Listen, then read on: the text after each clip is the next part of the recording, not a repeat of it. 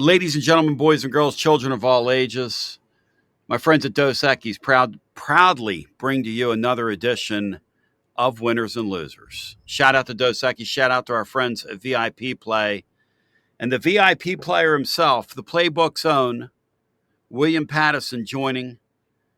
William, you are the lone stranger here. Now, I must say, at the end of the year, a couple times, in the past couple years of doing this show, we've done single entity owner operator type deals. This is the kind of thing that happens when the season gets long in the tooth.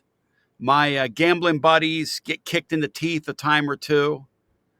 You were telling me you had that happen to you last weekend. You played a team on your no-fly zone, and you paid the price once again. Tell on yourself here as I welcome you back. It's week 12 here, Winners and Losers.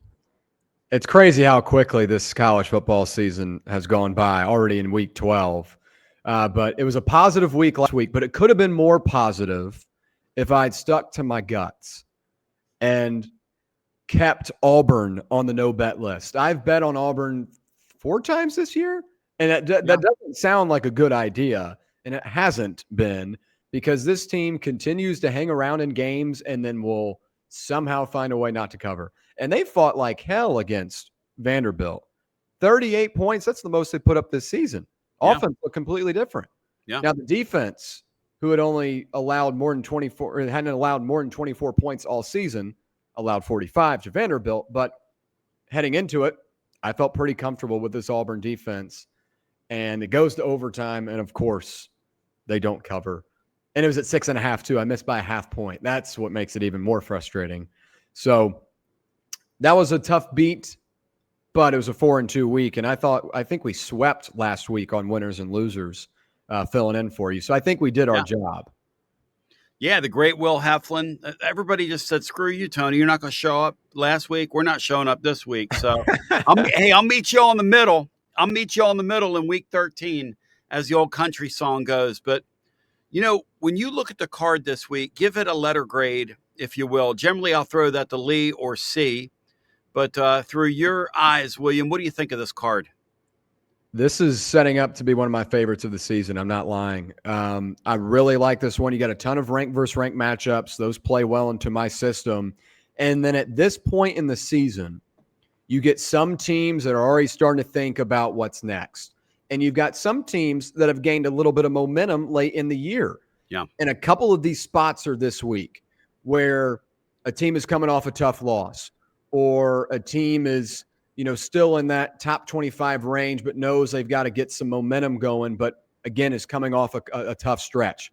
Going up against some teams that know their season's over in terms of postseason, but can still play spoiler and have some really talented players. So there are a couple of spots like that I'm looking at this week, and some top 25 matchups worth noting. I like this as an A-, an A- card. I really think so. I said last week was a B-. Yeah. I might have 7 or 8 sides this week. I'm serious. Well, we're going to do it. I want to hear your 7 or 8 sides that you like, because you're filling in for the crew. Our friends at Dos Equis, I want to remind you, Dos Equis Lager Especial, Golden Pilsner style beer. It's made from the choice of hops. Listen, it's a great way to celebrate the football weekend that we're about to enjoy. And the Sands are going through the hourglass here in the days of our lives. This is incredible. Incredible that we're already here in week 12. I mean, where has it gone? Think of all the coaches that have already been fired in week 12, and think about what college football is going to look like in about 3 weeks when we know who's in the playoff. And then we start seeing the coaching carousel and then the portal. And I think we're going to see the craziest offseason we've ever seen. But between now and then, we've got 3 full weeks of college football. Let's savor it. Do it with our friends at Dos Equis. Remember, a nuanced blend, a Golden Pilsner style nuanced blend of malts and earth tones, flavorful, yet light tasting and smooth, a balanced composition, and always that clean finish. So shout out to my friends at Dos Equis. All right, William Pattison, give me your first play from the colleges and what you like, and give me those 7 plays you really like here. Go for it. Yeah, let's start off Friday night. So I guess this is later tonight Yep. as this is Yep. going out Friday. Can I interest you in Clemson plus the 2.5 on the road against a Louisville team coming off a bad loss last week against California? Yep. Clemson gets a win over Florida State. Granted, the Seminoles are a bad football team, but Clemson looked motivated last week, and they look like a team that still has something to play for. And this is a group that is veteran led by Cade Klubnik, who's playing in his final games of his college career. He Yep. talked about that post game a couple of weeks ago. It got emotional about it, so he still cares. And Dabo Swinney also, I think, feels a little bit of the pressure here. And you've seen this line drop significantly over the last couple of days. You're at 2.5 now. This was at, I believe, this was at 6.5 not too long ago. So this has dropped a bunch. And I like playing Clemson here in one of these spots that I was explaining earlier. Louisville coming off a tough loss. Their running back, Isaac Brown, banged up. Clemson coming in with a little bit of momentum, still something to play for as the season goes on. And the line is pretty telling. 2.5. If it doesn't make sense, Tony, it makes dollars. I like Clemson plus 2.5 on that Friday night. Hey, Lee, I love this guy. Lee's now in the room. Nashville Lee. Talk to me here, Lee. He likes Clemson plus 2.5. That was two weird results last week. Did anybody see Cal? Maybe you guys saw it. Cal and Louisville, that makes zero sense when you look at how Cal had played in recent weeks. But this bi-coastal thing that they got going in that league is it seems immutable. But Lee, your thoughts on Clemson plus 2.5 after their great showing with Florida State, and Louisville did a checkout last week. Yeah, I mean, I think the Louisville line was obviously really inflated. I think Louisville's a pretty average football team that was without their best player. Yeah. And that's pretty much all there really was to it. Historically, Brom's been really bad in those spots as a big favorite. So, I mean, that kind of made sense actually to me. I don't think there's a whole lot of separation between most of these teams around the middle of the ACC, even to the top of the ACC. I think they're all about the same, like power rating wise, you know. So 3 points depending on home and away. So you can, to me, I'm almost flipping a coin. I feel like with half of these games. I mean, if you can figure out motivation with who's still playing and who's not, yeah, then I think that's probably the side you want to look. Well, an interesting aside to that, we had Bobby Wilder on our program yesterday. And Bobby Wilder, who's coaching at Tennessee Tech, you know, they're getting ready to play Kentucky. And he decried it and said it's stupid and I hate that we're doing it. He said, but I will tell you this, watching the film from last week, Kentucky does not have the athletes that Florida does. He said it's not even close. He said, in fact, if you watch those two teams line up, you would think somebody's getting ready to get beat by 3 scores. He said, but Florida flat out checked out. They flat out quit. They flat out were not playing. They flat out were not interested in playing. And one thing I wonder, guys, at the end of the year, are teams like Florida going to check out and check in, or are they going to stay checked out? And I don't know, as people like yourselves that are looking for edges, and everybody likes that information, I don't know if we're going to be able to deduce from week to week. Will, once you're checked out, are you always checked out, or can you check back in? What do you think? Well, I think that, you know, you have to look at just kind of the leaders in the locker room. And when you look at a team like Florida, you bench your quarterback. Obviously, he wasn't playing well, but he was one of the leaders of that team. And defensively, you've lost a ton of guys. Eugene Wilson, the third, out for the season now with his third straight season injury, a brutal stretch of his career. But I feel like Florida's checked out. All those guys in the room know they're going to enter the portal or if they're going to stay. And I mean, that's a group that's just not together right now. Maybe they get up for Tennessee in the swamp next week. And we'll see what kind of chaos goes down in the Comedy Bowl between Florida State and Florida here in 2 weeks. But yeah, that's a group that looks checked out. Again, on the other side of that coin, and a big reason why I look at Clemson is this is a veteran team with a leader that isn't checked out and with a coach that isn't checked out and a group that I feel like has just had some bad rhythm stretches throughout the season. And now they're starting to play better football.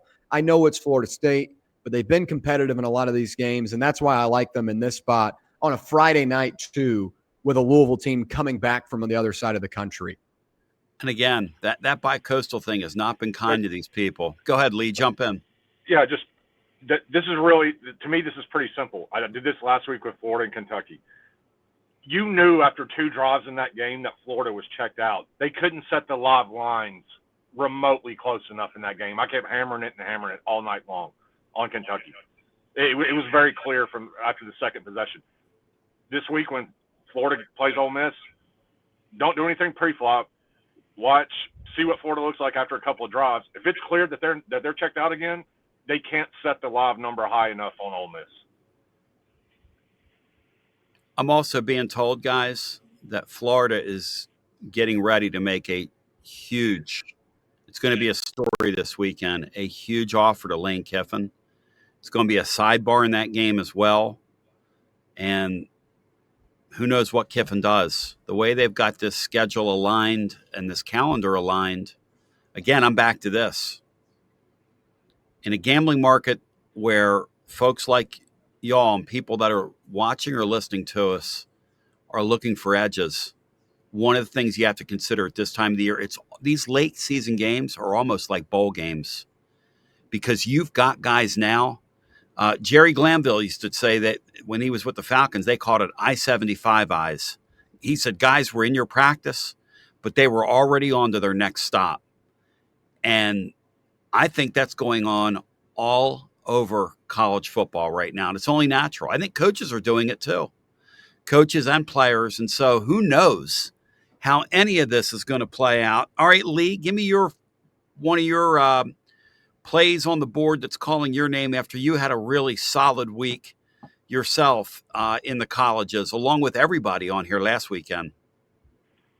Yeah, well, since you just brought it up, and you had Wilder on your show today, I bet Tennessee Tech early this week at plus 22. I don't know what that number is now. I think they did take some money. It might have come down. Yeah, like you're Kentucky, you've got this game sandwiched in the middle of this SEC. Look, they've been playing well. Kentucky's been playing well. I've been on them the last 2 weeks. Yeah. They got Vandy on deck, and then Louisville. They're rivals. I'm pretty sure when they scheduled this game against Tennessee Tech like 5, 6, 7 years ago or whenever it was, they weren't expecting a 10-0 top 5 D2 team to be walking into their building that can score. That can get up and down the field. I've got some FCS guys that I trust with everything, and they've been riding this Tennessee Tech team since week 1. So I played them early this week at plus 22. I think it's a terrible, terrible spot for Kentucky. I think Tennessee Tech's going to be able to score and keep this within 3 scores at least. So I like Tennessee Tech quite a bit. To your point, I found Bobby Wilder, who said, look, we don't want to play in this game, but we have every intention of competing with them. He said, and our hope is, and he just said this into an open microphone, our hope is that they see us as kind of a walkover sort of sandwich game, and we can hang around and score some points and keep this thing a game into the fourth quarter. What an interesting, odd play, Lee, from you, but it does make sense because that's a 10-0 football team. It's pretty good. And Kentucky, even with Boley, they don't score a tremendous amount of points. I mean, even with the Boley kids. So the interesting game, guys, is going to be next week when Kentucky and Vanderbilt get together.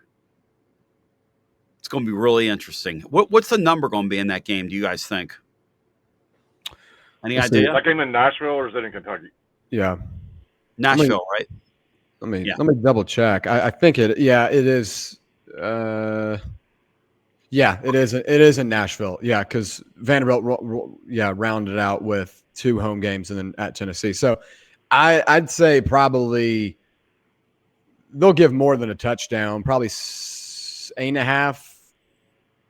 I'd say 8.5, 9.5 in that number. Wow. And then we'll see if it climbs. But I don't think Kentucky has the type of unit that like an Auburn did. And that's why Auburn was under a touchdown last week. That's why they were at 6.5 because of that defense. I don't think Kentucky has that type of unit, even though they're playing better offensively. Yeah. I'd say 9.5 right now would be what I project. It's going to be really interesting. All right. William Pattison, you have the playbook presented by our friends at VIP Play over on Fan Run Radio, Monday through Friday. Hit it, man. Give me play 2. Yeah, play 2 is going to be a system play, rank versus rank matchup, with the home team a favorite of 3 points or more. There are a couple of these this week, but my favorite's going to be USC against Iowa.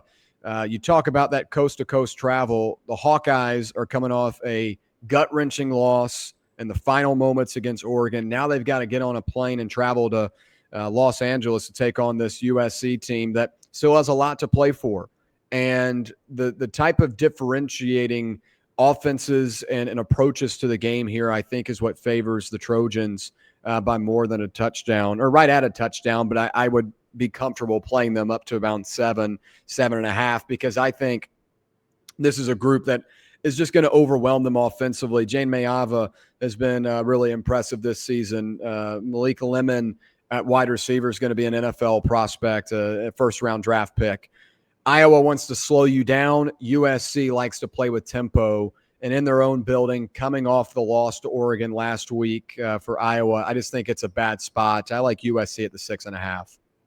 Lee, do you have anything on that game? Any inkling in terms of that matchup? Yeah, I laid 6.5 with USC earlier in the week. My only hesitation right now is the weather. They're calling for like 1 to 2 inches of rain between Friday night and Saturday night in Los Angeles. Which is going to favor Iowa. It's not going to be like that cold slop that it was last week versus Oregon, but I mean, a steady downpour for 4 quarters would definitely help Iowa in this situation. I'm not real crazy about that, but the spot stinks for Iowa coming off of that game. They had every bit of chance to win. Oregon rolled up like 347 yards. I think Iowa had like 220. I think if Oregon can put that many yards up on them, I think USC's offense should be able to kind of do what they want. It's just a vast difference in athletic ability with Jacoby Lane, with Lane and Lemon and all. So yeah, it's just the weather has me a little spooked, but I do have a ticket right now in USC. Do they have a cornucopia of stars on that offense, guys? Yeah, they do. It's crazy. They got guys all over college football too. Yeah, wide receivers that have come out of there that, I mean, their table scraps are damn good players. All right, Lee, give me your second play from the colleges here on Winners and Losers, presented by our friends at Dos Equis since 1887. Yeah, so I'm on Oklahoma. I took Oklahoma +7 at open. This is 6. I think 6 is fine. On this, I think Oklahoma's very live to win this. I think there's too much respect being shown to Alabama.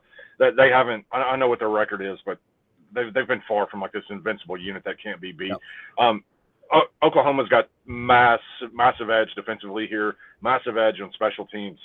You're gonna take a one-dimensional Bama offense that can't run the ball and go up against Brent Venables. I know Tennessee moved the ball in Oklahoma, but Oklahoma had to defend the run. They don't have to defend the run against Bama. Bama can't run it against anybody. Their rushing statistics are like near bottom 20 in the country, no matter which one you look at. Oklahoma's had a week off. This is a must-win for them. They can't afford to lose this. I think this is too many points. I think this is a field goal game. They're going to draw this thing out. I mean, they're going to turn this thing into a slot fest. It's going to be ugly. They'll get 2-3 yards and cloud of dust if they have to, and run it with Mateer on 3rd and 1, 4th and 1. Keep the offense on the field. Keep Bama's offense off the field. I think this is a gross game. I think Oklahoma's in it at the end. So I think they'll have a chance to pull this out. I've got a little bit of Oklahoma money line as well. Can you imagine what will happen in T-Town if Oklahoma gets out of there with a victory? And I agree with you, by the way. I think Oklahoma's got an opportunity here. Alabama, that they're in a spot for a playoff berth with that lack of running game they have is, to me, it tells you everything you need to know about the SEC in 2025. It's just a collection of pretty good teams. That's what this league is, William. I think so too. I think it's a bunch of average teams. I think A&M is clearly the team at the top of this league. Yes, I've been saying it for months. A&M is really good. I think they're the one team that can stay on the field with A&M and Indiana or Ohio State, Indiana. Yeah. The rest of these teams, I don't think are up to par. Like I said, I respect what Alabama's done. They found ways to win games playing ball control with the passing game, but I don't think you can do that against Oklahoma, not against this defense. I really like this spot for Oklahoma. William, what's your system tell you in this game? Yeah, so that's the thing. This is one of the only games this year that I'm not comfortable taking the system side, because this is usually not a blind spot for me where I just automatically take it, but Yeah. I usually like this, but I don't like this one either for Alabama. I would lean Oklahoma as well, because Alabama has not been as dynamic offensively over the last couple of weeks, and their EPA numbers are down. Ty Simpson's average depth of receiver and pass completion is down. They have not been the same team that we saw when they were rolling through teams in the early part of October. So I think Oklahoma's defense is the big factor here, because they're going to eliminate the run game for Alabama like they did for Tennessee. And while I think Ty Simpson is a great passer, Oklahoma's got the personnel with their versatility to be able to defend it. And I also look at a guy like John Mateer and his running ability up against this Alabama defense as well. Alabama can get in the backfield, but like last week, a lot of drives for LSU were taken back because Nussmeier was not good at managing the pocket. Mateer, his arm or his hand might not be 100%, but my golly, he's still got some legs, and we saw that in Neyland. I feel like Oklahoma at the 6 is still a pretty good number, and I don't like taking the road team in these spots, but I would agree. I think if there's one spot of the season where I would fade my system, it'd be Oklahoma, and I'll probably play the Sooners Saturday. That kicker is a weapon too, man. Yeah. There's no question, Lee. Yeah. Biker shorts. In his biker shorts. Yeah. We saw that here. The importance of having a money kicker too in a league where these teams are so equal. If Tennessee's better at kicker, they beat a Georgia team that's a little better than average, guys. That's what Georgia is this year. Georgia has a pretty good team, but by Georgia standards, by Kirby Smart standards, that's got to be one of the 3 worst teams he's put on the field, including his first year. I mean, there's just no doubt about that. Worst defense. Worst defense he's had. Awful. I mean, by their standards. By everybody else's standards, okay. It's William Pattison, you of the playbook. Whoa. Give me your third play, if you will, from the colleges. Hit it. So there are a couple other top 25 matchups, ranked versus ranked. Texas and Georgia is one of them. Notre Dame and Pittsburgh. I do like the Irish on a lean. I do worry about like Pat Narduzzi having these type of spots though and just winning games, but Pittsburgh's got a lot of them. So I don't have a strong side right now as we talk about this, about 12, 14, 16 hours away from kickoff. Mm-hmm. I'll look to see where those lines end up, but I do like some chaos in college football.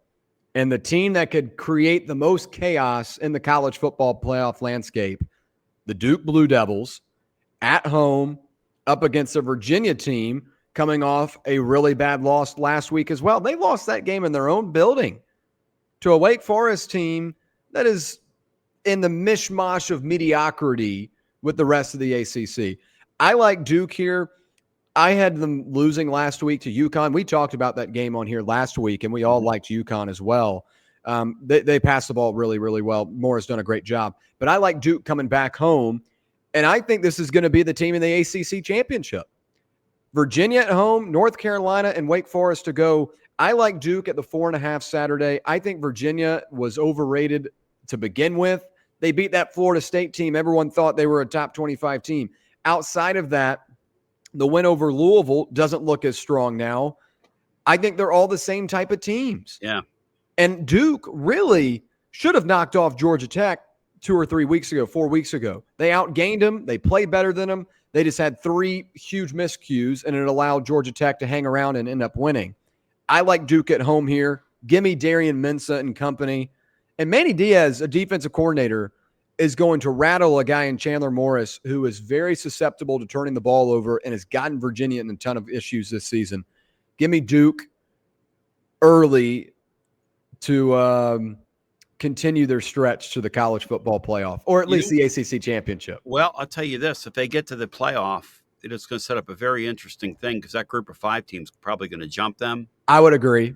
But I'm here for the chaos, though. Oh, I love it because you're right. I mean, I thought you were going to say Texas beating Georgia tomorrow, which is another chaos creator if that were to happen, because then you'd set up a scenario where we could have several 2-loss SEC teams at the end of the year and somebody gets left behind. But you kind of get the feeling there is going to be some chaos here down the stretch. Hey, Lee, let's think back to a game we were talking about before William came on the scene with us. But that Duke team had a gross effort earlier in the year against an Illinois bunch where they turned the ball over about 6 times. I think Duke was the right side that day. They turned the ball over like 5 times. I mean, it was a disgusting result early in the season. It looks like Duke's got it straightened out to the point where that's probably a pretty good play that William has there. What do you think? Yeah, I think Duke is better than their record. It all comes down to turnovers. Duke should probably have 2 more wins on their record, but it's been turnovers in games versus, like Georgia Tech, Illinois, that's killed them in those games. Awful. If they just take care of the ball, they are the better team than Virginia. Virginia should probably have 2 more losses. That they've lucked their way into a couple of wins. But yeah, their bubble kind of got burst last week. So yeah, I like Duke here too. Chandler Morris, they announced that he was going to play today, and that line only came down like 1 point. I was hoping it would come down a little bit more. But I do think, Duke is likely to side here. I think they're the much better team than Virginia. What number would you play it up to, Lee? Where would you be comfortable playing it was at 5.5. It only dropped down to 4.5 when he was announced in today. So I think 4.5 is fine. I wouldn't play it. I wouldn't play more than 6 just because I do think Duke is better, but at the same time, like I said before, I don't think there's a whole lot of difference in all these ACC teams. I don't want to be laying big numbers in that conference, that's for sure. Well, and as you said earlier, that conference is just a pile of ick. Now it's fun to watch. Those teams still play hard. Our conference, and people are mad at me for saying this, but by our standards, our conference is kind of mirrors their league because we don't really have, outside of A&M, we don't really have a great team. We have a bunch of good teams. I'd say the difference between the ACC and the SEC is that the SEC has a collection of good teams and then one great one. Right. And then the ACC is a lot of mediocre teams. Yes, mid. It's kind of just that. Yeah. And they're mostly mid. Even their signature teams are mid. Clemson's mid. Florida State's worse than mid. Miami is high price mid. If you look at their body of work. Miami should be a whole lot better. Yeah, they should be way better. Yeah. They've got, Ruben Bain and Akeem Mesidor are going to be 2 NFL defensive ends next year. They've got both those guys on their line. And then offensively, they've got a Magoa, who's going to be an NFL player. Beck's going to be an NFL level player. Yeah. The Malachi Tony kid is supposed to be in high school, and he's one of their best receivers. Like, they've got an abundance of talent and depth, and it's just Mario Cristobal. 5-9 since he arrived at Miami in November. Nobody likes going into the 4-minute offense with about 26 minutes left in the game. All right, Lee, give me your third play from the colleges. That's a great line. I might steal that from you tomorrow. I'll attribute it to you one time, and then after that, it's mine. William mentioned Notre Dame. Yeah, I'm on Notre Dame here. I'll lay the points. It's up to 12.5 now. Anything less than 14 is fine. I know Pitt's been much better since they made the quarterback change. These are the teams they've beaten on their win streak here: Boston College, Florida State, Syracuse, NC State, and Stanford. It's like the dregs of the ACC. This is a ginormous step up in competition for them.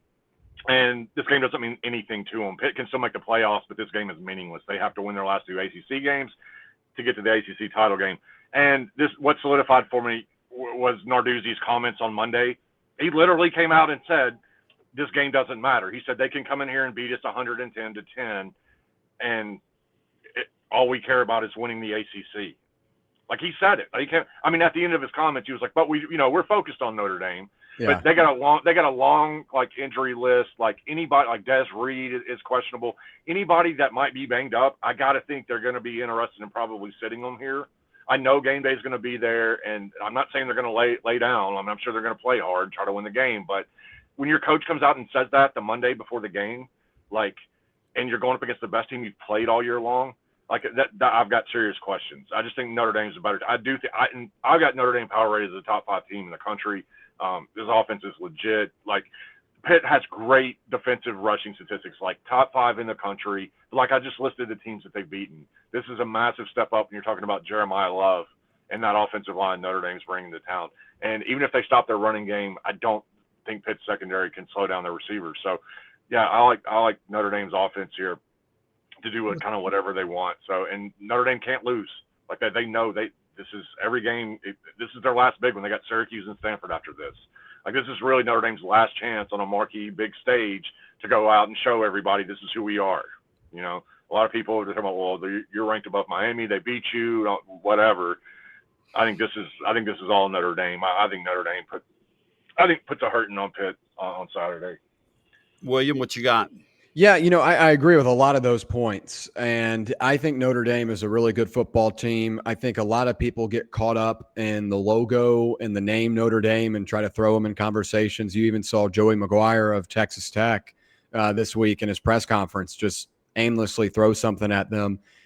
I think Notre Dame has played really good football over the last couple of weeks. That Boston College game is something a lot of people point to, but you look at the discrepancy in yards per play. Notre Dame had 8.3. Boston College had 4.4. Discrepancies like that this season in 17 games that have qualified, the average margin of victory has been 44.5. So Notre Dame should have just blown them out, but they had a couple of drives stall out. And I thought last week against Navy, a 7-1 Navy team, granted Blake Horvath didn't play, I mean, they wiped the field with them. And this is the same type of stuff they did last season. They had an early season loss. They knew that their season was kind of on the ropes a little bit because they're a non-conference independent team, and they steamrolled folks the rest of the way. I feel like Pitt has played really good football, and I don't love fading them here because this is going to be their first opportunity to showcase what they look like against a competent opponent. Yeah. And I like his point too about that rush defense because that has been a big plus for them. But I look at the secondary up against Jaden Greathouse and Malachi Fields. Fields is a guy they were all over in the portal. They brought him in for a reason. And C.J. Carr is playing lights out. Second graded quarterback right now by PFF and a lot of major metrics. He's a stud. So I'm willing to lay the points with Notre Dame. I'm going to do it Saturday. I'm just looking to see if that number moves any bit as it has moved up a couple of points this week. The Narduzzi comment, if I can add one more thing, I feel like a little bit of that is just his personality. He's always kind of said weird stuff like that. So I don't want to bet based off of that and what he said, but it is true. They don't necessarily have to win this one, but yeah, I feel like so many people are kind of reading a little bit too much into that. I think Pitt will still be up for it though. Tony Vitello's gone now. I can say this. Italians are whiners. And I love my people. I'm for my people, not against my people. But generally, Narduzzi has this in him. Like he's done this. Like he's weird, man. He's quirky. I think he knows Notre Dame can put it on him, and I think he's prepared. I think he's like just preparing people for that's a possible outcome. Like I think he kind of knows it might happen. That's what Tony would be like. We're getting hammered, and I'm going. You got the best team in the deal, and he's well, I don't know. and generally, when he felt that way, somebody would beat Tennessee. Generally, when he was, I think a lot of times coaches know, but they can be surprised, like we can be surprised. Who knows? Maybe their high flying offense continues to fly high, but you're right, Lee. And when their path to the playoff does not include beating Notre Dame, why would you?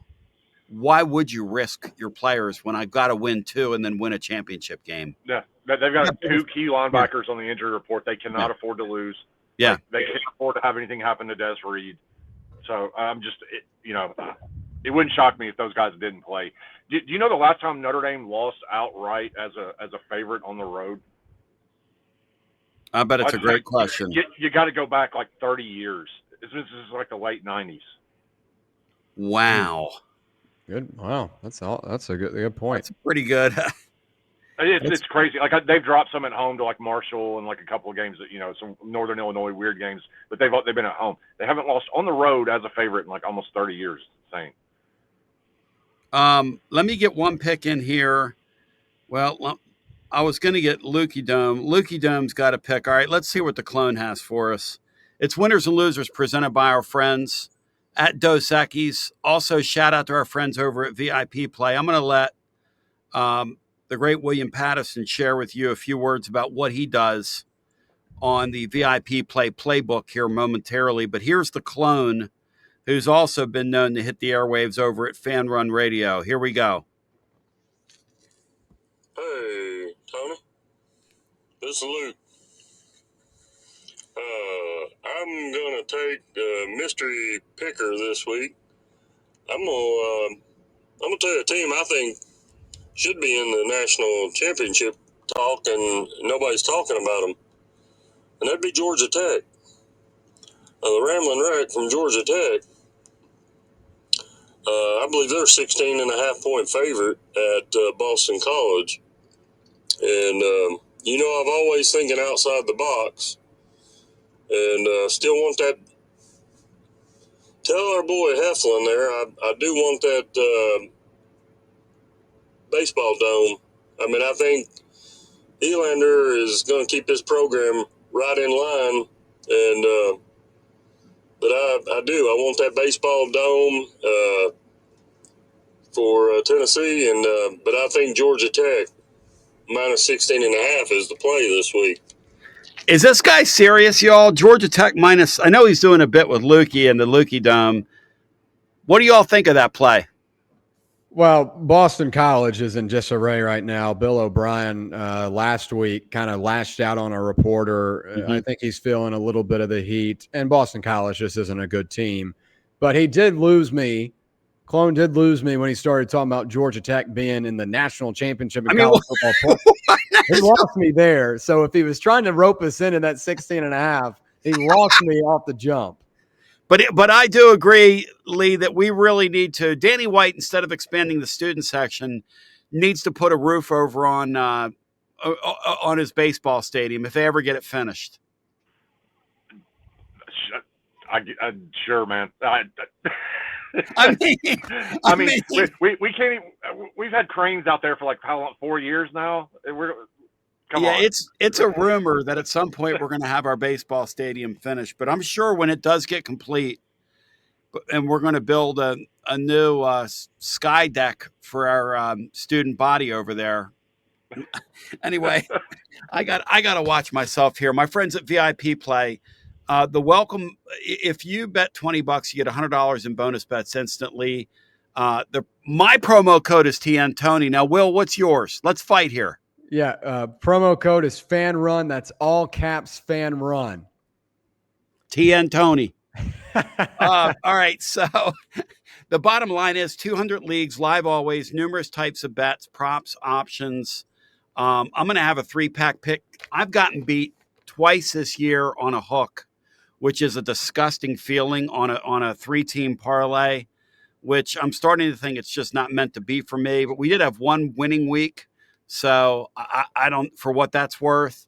But Will, as I tell people, if you have a gambling problem, 800-889-9789, 21 and over, located in the great state of Tennessee to place a bet.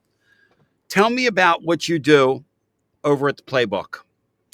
Yeah, the Playbook is live Monday through Friday on the Fan Run Radio app, 105.7 FM, 1340 AM here in K-Town on the local dial, or on that X/YouTube live stream, however you listen or watch. We would appreciate your time. And as you say right before you send it off to me, Tony B, I like to break it down analytically. I like to break it down scientifically. I like to inform my listeners so that they're prepared when watching these games on Saturday.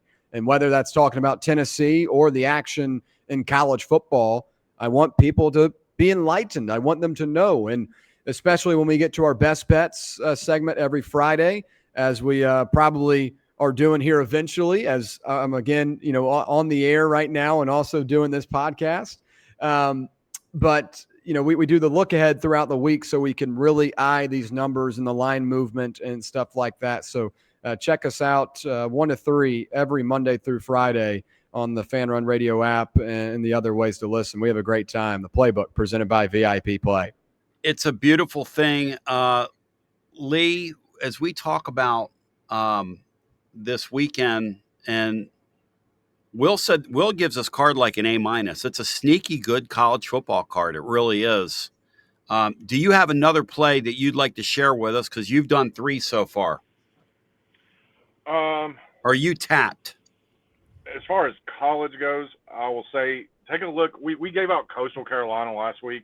Yeah. Look at them again this week. They're catching 3 at Georgia Southern. I think this Coastal Carolina team is still very undervalued in the market. They started the season, they wanted to be an air raid team. Now that they switched quarterbacks, they've gone to a really run-heavy offense, and it's been very successful. And Georgia Southern cannot stop the run. Now Coastal's pass defense is a little bit iffy. Georgia Southern's probably going to score some points here, I think. But you're catching 3 here. Coastal, believe it or not, still controls their own destiny. Like if they went out, they would have to beat James Madison next week, but they can still win that conference. So they're still playing hard. They're on an upswing right now, and I don't think the market's has really caught on to them yet. I don't think they should be catching 3 against Georgia Southern this weekend. Any thoughts on that, Will? I don't. I'm not as big on the Sun Belt this season. I will say I've watched Georgia Southern a couple of times. Watched them last week. They beat App State on the road. But if I have an opinion, I like to be knowledgeable on it, and I don't think I'm knowledgeable enough to give a full-fledged side on it. But I'm going to take his word for it. Coastal did it last week, so if they're still undervalued, get the best of the numbers. So I like it. The Coastal bunch with Georgia Southern. You have anything else for us, Will, from the colleges before we go to the NFL? Yeah, I mean, again, it'd be a system play, but looking at Georgia 6.5, that's going to be something I take into consideration. But another one of these spots, and I've tried to focus on these during today's show, is these spots where you've got a team that's still playing really hard and is not tanking their season, going up against a group that is in a little bit of an interesting spot. And this is TCU traveling to BYU. I like the Horned Frogs at the 3.5 right now. This line has dropped a point this week. It was at 4.5 earlier in the week. And I think this is a really, really good TCU offense. Josh Hoover, a guy that we almost potentially could have seen in Knoxville donning the orange and white, has had a really good season. And this is a talented team. And BYU, I think you really got to see how bare they are offensively last week against, granted, a very good Texas Tech defense. Very, very good team. But their offense couldn't move the ball.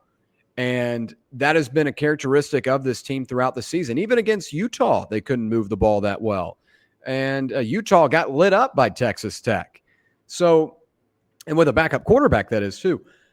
I think BYU has been overvalued throughout the year in terms of the public perception. On the books, I think they've had it accurately.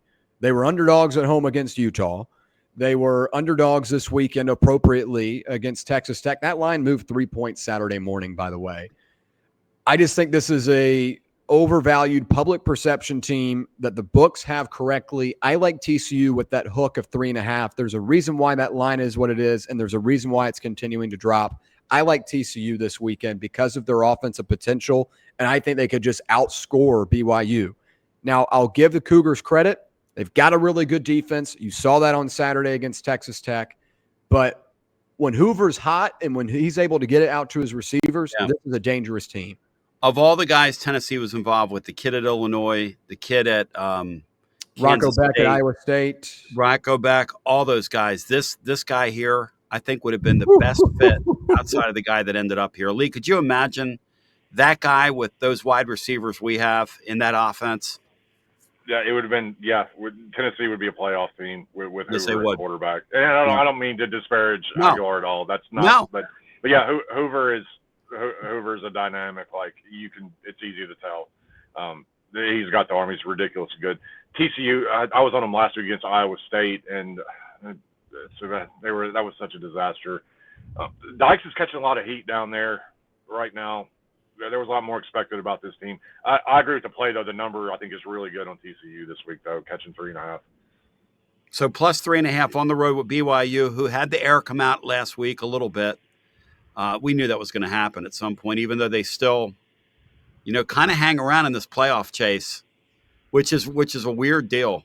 It's one of the teams Vanderbilt's rooting against. We know that, right? Yep. BYU, I think, is interesting. Yeah. Because I think they lose Saturday, and I think they lose another one. I think they lose to Cincinnati. Right. They go to Cincinnati in the final week of the season. Yeah, I think you're right. I think it's going to unravel. And we've seen that before. because eventually you're going to regress to what you are. You have to, right? Yeah. Eventually, especially when you win that many close games. Virginia had the same thing. I mean, the glass slipper is only going to fit so many times. Yeah. Sort of like my Eagles in the NFL. My Eagles, have got it a couple times. Didn't really play well in the Green Bay game, but got out of there with a win because Green Bay has a myriad of issues themselves. I'm going to tell you something.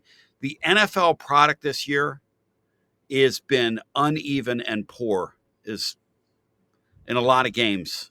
Even in a marquee game like that one, that was not a solid football game the other night. I'm not sure what that was on Monday Night Football, but I'm glad my Eagles got out of there with a win. All right, speaking of the NFL, boys,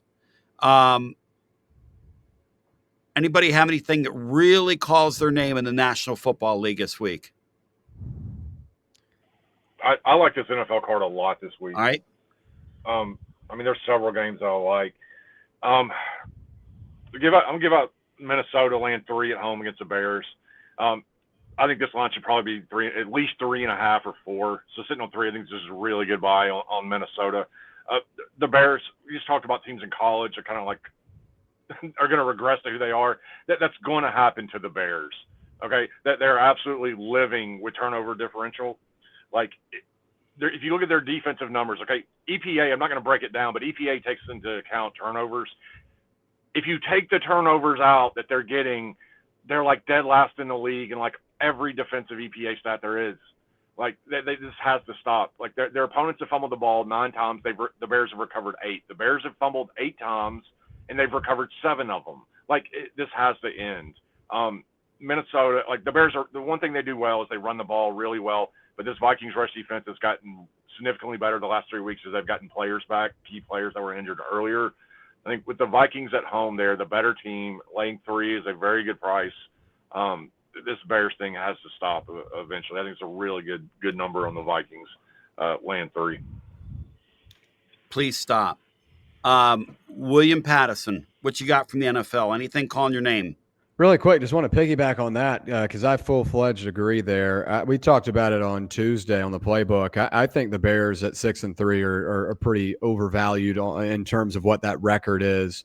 I like Minnesota as well. That defense has been really good throughout the season, playing at home here. Small number at 2.5. I think a lot of people just look at the records and the quarterback play. I like Minnesota there. Really good call. I think there are a couple of different routes you could go. I look at Buffalo at home against Tampa Bay. Tampa Bay's banged up, and they just lost a close one at home to the Patriots. Buffalo's trying to get some momentum. They're coming off a loss as well, but having that game at home, I think, is important. Another game I look at, too, is New England. And I know New England's kind of become the popular team in the NFL, and everyone's kind of riding them. But I'm a big sucker for double-digit spreads in the NFL. 12.5 right now is New England. And I know this is a divisional matchup, but the Jets don't have a football team right now. Justin Fields is horrible. They got rid of all of their really key defensive players. And Drake May and this offense are playing really, really good football right now. So even though it's a 12.5-point spread in the NFL, I lean that in this week, and then really throughout the rest of the slate. Like, in terms of the luck ratings, do you take Kansas City at the 3.5 on the road against the Broncos? The Broncos are due to regress back to the mean. Yeah. But this is a road divisional matchup. Do you fade the small road divisional dog, or it's going to be home divisional dog? I think Kansas City's on a different level. Line has moved 2 points as well. Guys, what the Jets had to do last week to get a win. I mean, is Cleveland kidding us? What is Cleveland doing? They're terrible. I don't know, but Cleveland's a really good play this week. They're at home catching 7.5. That's the other game I was going to give out against the Ravens. Look, when the Browns are at home, they are a completely different team than when they go on the road. When they're at home, that defense is basically the number 1 defensive unit in the league. Okay, this Ravens team, Lamar didn't practice yesterday. I don't know if he practiced today. He's not even close to 100%. And if he can't move and beat Lamar against that pass rush, he's in a lot of trouble. That Baltimore Raven defense is still – that they still can't stop the run. Like, and that's what Cleveland is going to do. Like, this is a divisional game, home dog. Like, go back. Cleveland has pulled like 4 or 5 of these upsets straight out in the last 2 years against really good teams. This sets up perfectly for them again. Like, the Browns are a mess. Like, they should have won last week, but they gave up a couple of punt returns or kickoff returns or whatever. One of each. Like I said. Yeah.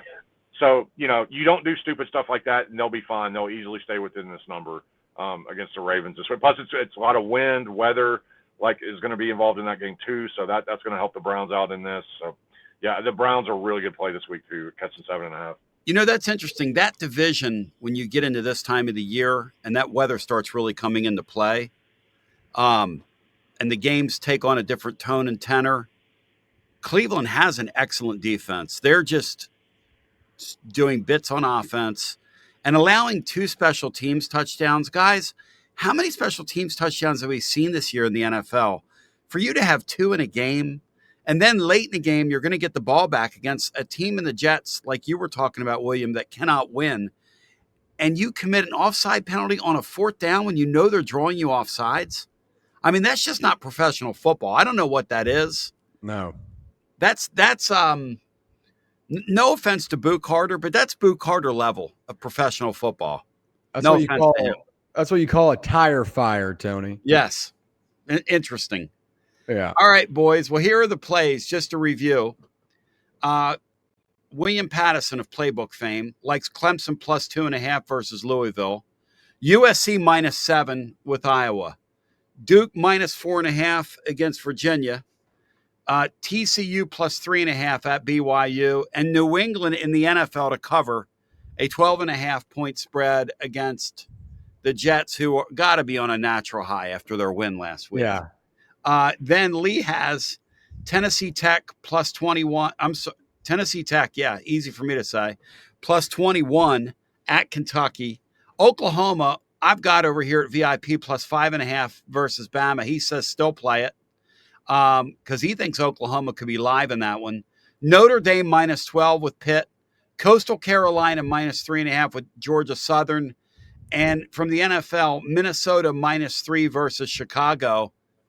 Guys, I don't think we need to pick 3 out from there. I think we need to go for Dose and keep the 5 and the 5, and let's see how he goes. From those 10 picks, what will our record be next week when we reconvene on here with a fuller panel? From those 10 picks, guys, what do y'all think? Well, I think you're playing a couple of similar spots with the ones I gave out in Duke and TCU and Clemson. So Yeah. If you go 2 out of 1 on that, and those similar spots, that's 2 and 1. I really like the Notre Dame one he gave out as well. So I think that's going to be a win. I think Oklahoma is a live dog in that one, and that's not even thinking about the number. Yeah. So I'd say 7-3 right now. That's my number. 7-3 at worst is what Let's I think do it. happens here from those 10 games. And if you want to really like double down and double your pleasure, play the Cleveland Clowns at home as well. Although I'm sorry, Lee, I love you, but that scares me, brother. That scares me. I know it does, and I mean, I don't want to push it again after what happened with Washington last week, but I'm telling. Look, I went like 8-1 in the NFL last week, and it was the ugliest card you could ever imagine. I mean, I was rolling with Dolphins, like everything nobody wanted to play, and it was all great except for Washington. Like, I really hope this is the way I play the NFL, and I've historically been really, really good at it. And the last like year and a half, favorites have been dominating. So I'm really hoping the worm's starting to turn here, and everything's going to normalize. And plays like the Browns catching 7.5 at home in a division game will get us to the window this week. So I know it's ugly. Get to the window, hit those losers, or hit those winners rather. Stay away from those losers. That's a Freudian slip on my part. Because psychologically, that's what I've been doing. I've been finding the needle in the haystack, in the haystack of winners. And I love what William Pattison did before you came on, Lee. He told on himself. He had Baylor on his no bet list.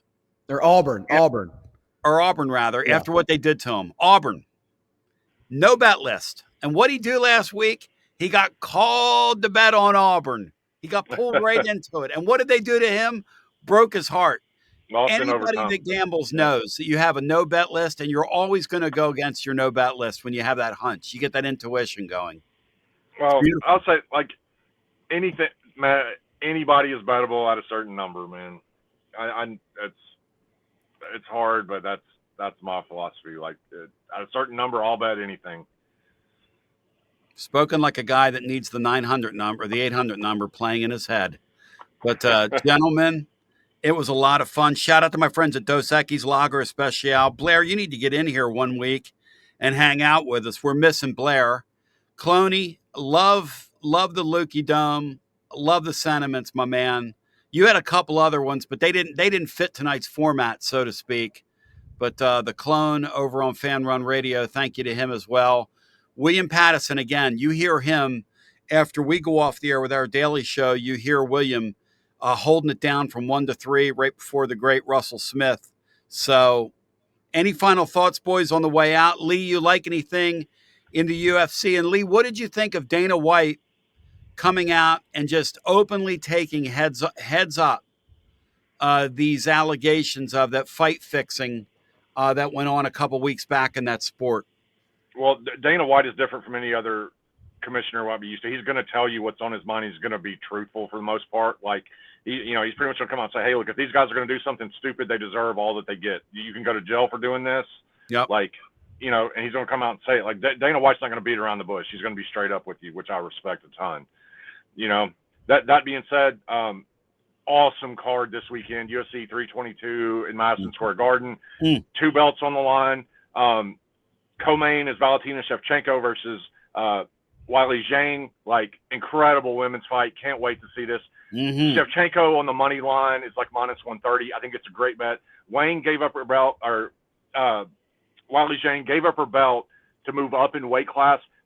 She's never been in the octagon with a woman as big as Valentina. Like, I think Valentina's physicality here is going to be way too much for Wiley. On the feet, it's going to be a really good match, but Valentina's a world-class kickboxer, but I think she can take Wiley down, impose her will on top. So I like Valentina Shevchenko on the money line. In the main event, Islam versus Jack Della Maddalena. Again, Islam's moving up in weight class to try to get Jack Della's belt. Everybody's assuming Islam is gonna win this. I don't think it's going to be that easy. Jack Della's had a full camp to get ready for this. All of Islam's dominating performances the last 7 fights, when he's finished people, have all come with people who've taken fights on short notice. Like, I don't think he's going to be able to just ragdoll Jack Della here. I like the over 3.5 rounds here at minus 110. I think that's the best bet to make. And I'll put a little bit here on Jack Della by decision at plus 750. Lee, you're the man. That UFC stuff, guys, is an incredible sport. And Dana White took it head on. You do not see a commissioner in any of these other leagues coming out publicly and saying what they're saying. Now, baseball guys, on the way out, your thoughts on them limiting first pitches across the board? That's not a good sign for your sport when you're having to limit across the board how much somebody can bet. That's saying, I'm so concerned about my athletes doing it again. Isn't that what you're saying? I mean, that's got to be what you're saying, right? Yeah, I mean, the books don't want to take on the liability with that stuff. And look, when books start to take down markets, that's not good if you're the market being taken down. That, like it or not, people watch your games, no matter what sport it is, in large part because they're betting on it. Yes. So when these books start pulling markets, that's less eyeballs on your sport, that's less revenue, and you don't want this to grow any further to where they start taking down more and more markets, because then your sport will actually become non-existent. Hey, William, on the way out, how concerned are you about manipulation in college basketball? Line manipulation in these kids? How about just in general in college athletics, period? Yeah. I think it has become an issue because, especially in college hoops, because you've got a lot of these mid-major games and stuff that's on ESPN Plus, and it's a little bit easier to go under the radar. But I just think in general right now in all of athletics, really, I mean, gambling is a fun thing. I love talking about it. I love getting in depth about it. But when you continue to publicize it and put it out there on these broadcasts, whether it be the NBA or the NFL or in the college world, They're thinking about allowing college athletes to start betting on pro sports and stuff like that. Yeah. Like you're just continuing to get that in their head and open up the Pandora's box of ideas. Well, to And Lee's point, when you got them coming out with limits on these first pitches and some of these other props, my son was telling me in the golf world, he's got some friends that that are in professional golf, and he was listening to a golf podcast the other day, and he played in college, and so he knows a lot of these people. But he says, "Hey, you can bet shot by shot now, and all a guy has to do, a great player, is hit a ball." Not out of bounds, but just not in the fairway, and he scores money for his friends. I mean, that's where we are. It's where we are, guys. It's where we are. I mean, look, to some degree, look, sports betting has been around for a long time. I know it's just relatively in its infancy here in the U.S. This sports betting has been around for a long, long time. That it's just stuff is so much more now in the open. They're going to catch people who are doing shady stuff. They're going to catch them real quick. Okay. And they're going to probably they're going to be made examples of, okay, to where people don't even think about doing it. That's my only hope, because I don't like the reputation for people that bet on sports for a living to get ruined. Because this is, like I said, sports betting isn't new. This has been going on for a long time. Like, I hope these kids really think about what they're doing and don't get jammed up to the point where they feel like they got to do something really stupid to get some money back. And unfortunately, that's a reality, So one thing we saw from one of those stories was the underworld's alive and well, guys. That one college basketball story, Bino was talking about it on our Friday show. You got all these names in that suit, and even though it's legal, we still have ways to get to you. And that's a concern of mine. What William was talking about on the way out is a real concern of mine, which is these athletes, freedom's not free. Freedoms we have. You can get very bound up very quickly and jammed up very quickly. And there are a group of people, you can tell these athletes, hey, they want to jam you up so they can compromise you. That's a scary, scary thing. As me, somebody who makes my living in the college space predominantly, that is a scary thing in my world. It always has been. And I think it scares a lot of the administrators and a lot of these coaches. But to Lee's point, college football is exploding right now on television. Why?